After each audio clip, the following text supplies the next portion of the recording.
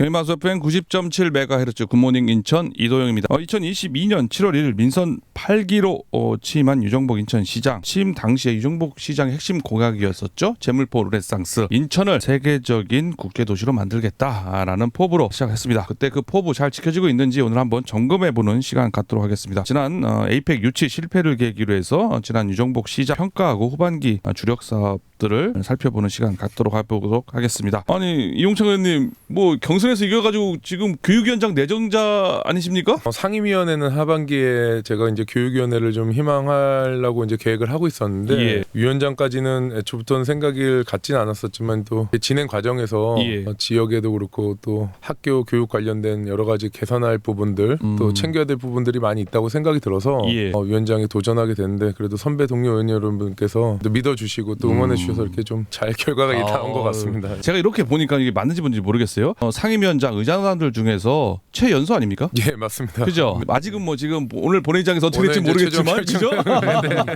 되겠죠. 되겠는데 이제 앞으로 이제 교육위원장으로서 후반기 시의회 교육위원회를 이끌어가게 되는데요.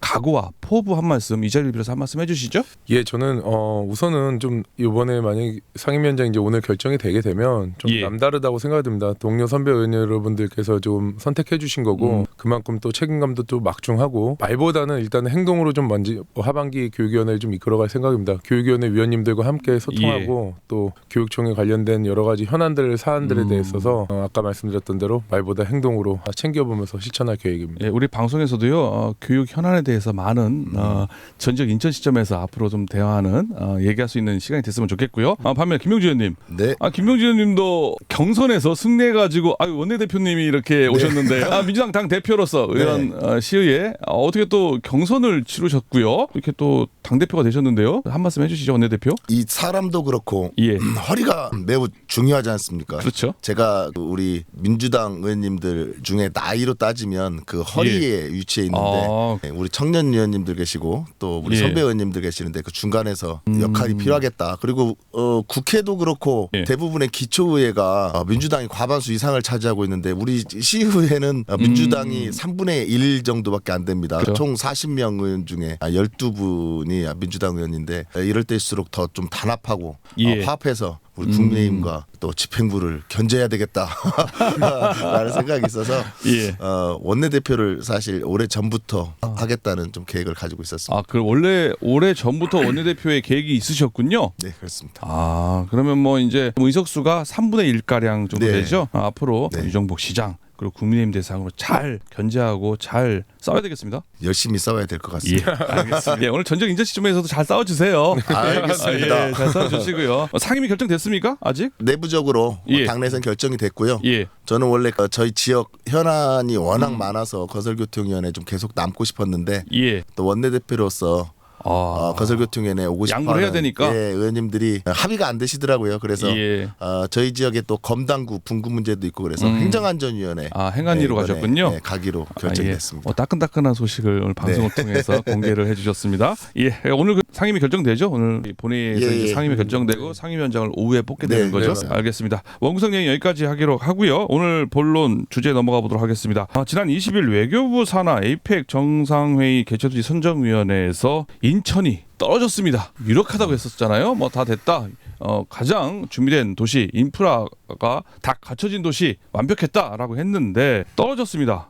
경주에 유치 도시를 뺏기게 됐는데요. 인천시 외교부에 이의를 제기한다고 하고 있습니다만은 두 분이 보시기에 이게 지금 왜 떨어졌을까? 왜냐하면 뭐 의회에서도 많이 노력을 했고요. 지역 사회, 경제계에서도 인천 한몸 한뜻으로 인천 유치를 희망하고 바라고 노력을 했는데 떨어졌습니다. 그 이유 어디가 있다고 보십니까, 이용철 의원님? 네, 우선 저는 이 부분에서 매우 안타깝게 생각을 하는데요.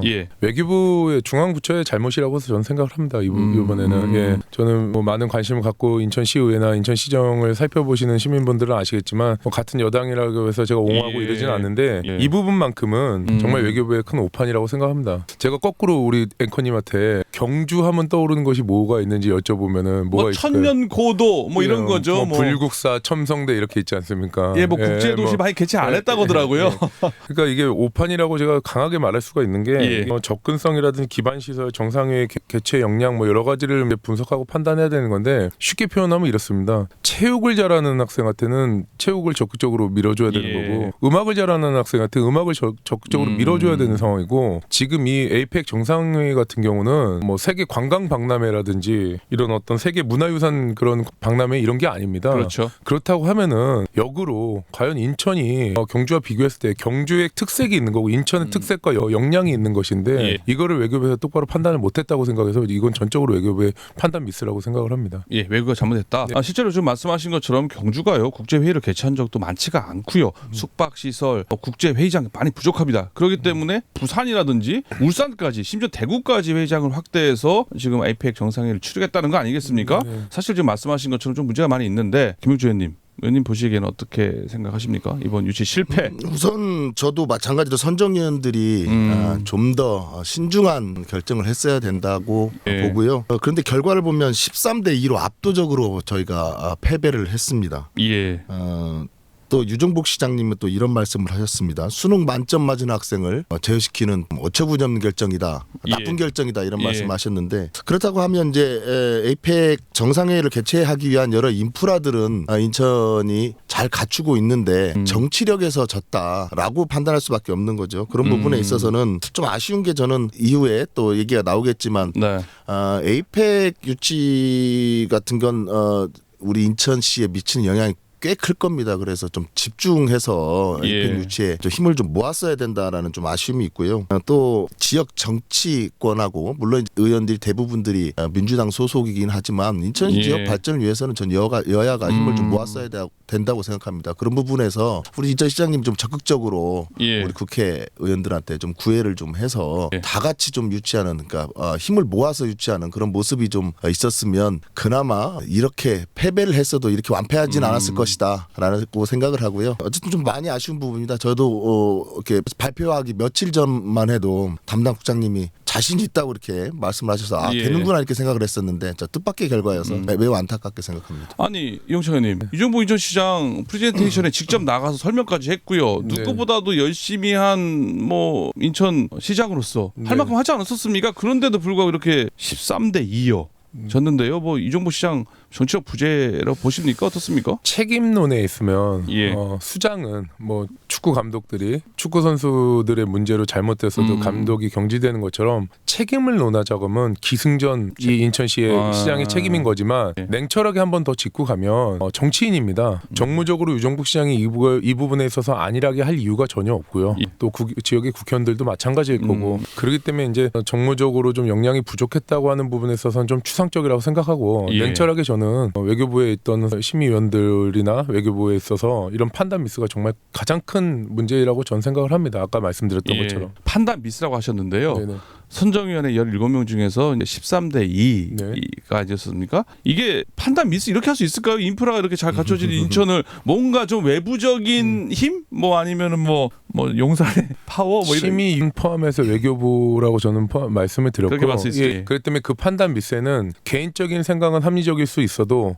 어떠한 사안들이 벌어질지 모르겠지만 개인적인 그런 어떤 심사위원으로서 그 부분에 있어서 명확하고 또 주도적이고 주장적인 거를 주장을 제대로 못했을 수도 있는 거라고 생각을 합니다. 실제로 위원장을 제외한 16명의 위원들 중에서 6명이 이제 정부 측에서 추천한 인사라고 하더라고요. 그러다 보니까 아무래도 그런 말씀이 좀 뭐랄까 신빙성 뭐 느껴지는데요. 김용주 의원님은 어떻게 생각하십니까? 이런 뭐 투표 결과를 보면 압도적으로 표가 몰렸거든요. 그래서 어떤 힘이 작용했다라고 좀 합리적으로 의심을 할 수밖에 없고요. 선정위원들은 이렇게 말했거든요. 토의 및 평가에 기반해서 국가와 지역 발전에 기여도 또 문화 관광자원 등 다양한 방면에서 우수성을 보유한 경주시가 정상회의 개최를 위한 최적의 후보도시다라고 이렇게 발표를 했습니다. 근데 이 부분에도 뭐 경주의 맞춤형 답이라고 볼 수 있죠. 그러니까 평가를 해서 경주가 결정된 게 아니라 경주를 기준으로 평가를 한 게 아닌가. 그렇다고 하면 평가위원들은 애당초 저희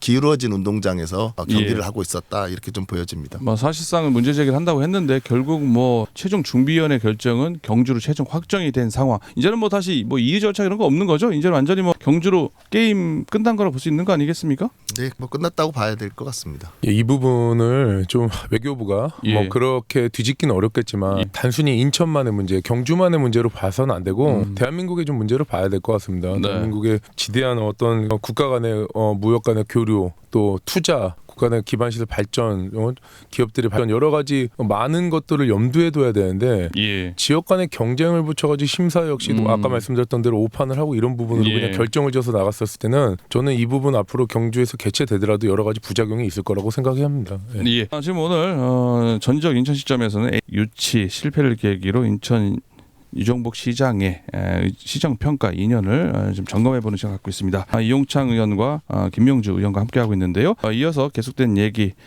사업부에서도 계속 이야기 나눠보도록 하겠습니다.